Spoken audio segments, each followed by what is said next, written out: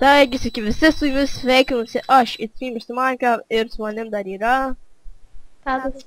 Taip, Tadas, ir aš galėjau garsiau pasakyti. Ir šiandien mes, kaip matėte, pademonstruosime sprogstančio medžio spąstus, kaip juos pasidaryti. Labai paprastai, labai greitai, tikrai nenaudojant daug resursų, tai pradėkim.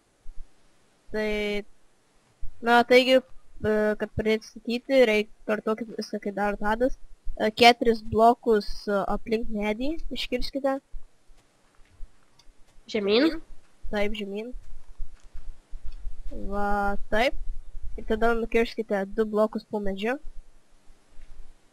Ir padėkite po medžių leverį, štai taip. Ir po ten redstone ir įžiebkite redstone su leveriu. Ir aplinkui dėkite redstone torches. Ir prie redstone torčių uždėkite po 2 blokų skyles ir jas apdėkite TNT.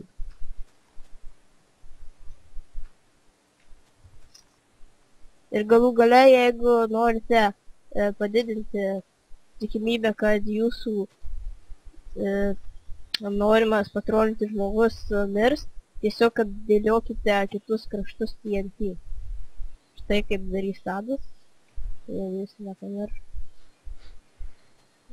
Aišku, Tadas idiotų. Puikiai vieta Tadui. Jo.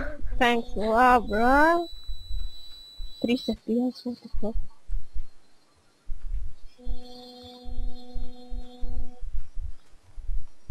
Na, ir va štai taip, tarkim, ir kitus šonus taip padarykite.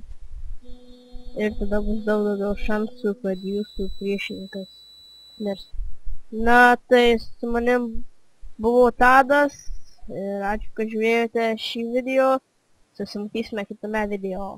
Bye!